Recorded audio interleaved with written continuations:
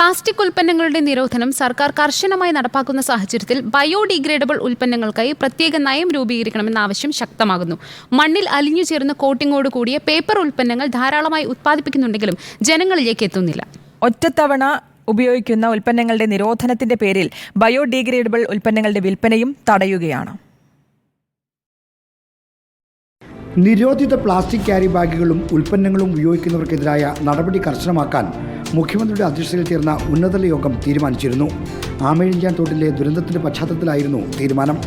മണ്ണിൽ അലിഞ്ഞു ചേരുന്ന പ്രകൃതി സൗഹൃദ ഉൽപ്പന്നങ്ങളാണ് പ്ലാസ്റ്റിക്കിന് യഥാർത്ഥ ബദൽ. എന്നാൽ ഒറ്റത്തവണ ഉപയോഗിക്കാവുന്ന എല്ലാ ഉൽപ്പന്നങ്ങളും നിരോധിച്ചു എന്ന മട്ടിലാണ് ഉദ്യോഗസ്ഥരുടെ നടപടികൾ.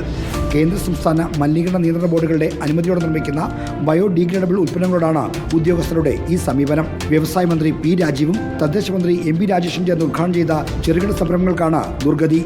മണ്ണിൽ അലിഞ്ഞു ചേരുന്ന ഉൽപ്പന്നങ്ങൾക്കായി പ്രത്യേക നയം രൂപീകരിക്കാത്തതാണ് ഈ പ്രതിസന്ധിക്ക് കാരണം. സ്റ്റേറ്റ് ഗവൺമെൻറ് ആൾറെഡി തന്നെ ജിയോ ഇറക്കിയിട്ടുണ്ട്. പക്ഷേ അത് ജനങ്ങളിലേക്ക് എത്തുന്നില്ല, ഉദ്യോഗതലത്തിൽ എത്തുന്നില്ല എന്നുള്ളതാണ്. അപ്പോൾ ഉദ്യോഗസ്ഥർക്ക് എന്താണ് ബയോഡിഗ്രേഡബിൾ, എന്താണ് കമ്പോസ്റ്റബിൾ എന്ന് ഗവൺമെൻറ് തലത്തിൽ തന്നെ ഒരു ക്ലാസ് നടത്തുകയും മുനിസിപ്പാലിറ്റി, കോർപ്പറേഷൻ, അതുപോലെ തന്നെ പഞ്ചായത്ത് തലത്തിൽ ഇതിൻ്റെ സ്ക്വാഡിനെ ഇത് ബോധവൽക്കരിക്കുകയും ഇത് വിൽക്കുന്ന കടകളിൽ ഞങ്ങളുടെ ലൈസൻസ് ഞങ്ങൾ പ്രദർശിപ്പിക്കുകയും ചെയ്താൽ അതിലേക്ക് ജനങ്ങൾ മാറ്റപ്പെടും. നിരോധനവും നടപടിയും വന്നിട്ടും ഭക്ഷ്യവസ്തുക്കൾ പൊതിയുന്നതടക്കം പ്ലാസ്റ്റിക് കോട്ടിങ്ങോട് കൂടിയ ഉൽപ്പന്നങ്ങൾ യഥേഷ്ടം ഉപയോഗിക്കുന്നുണ്ട്.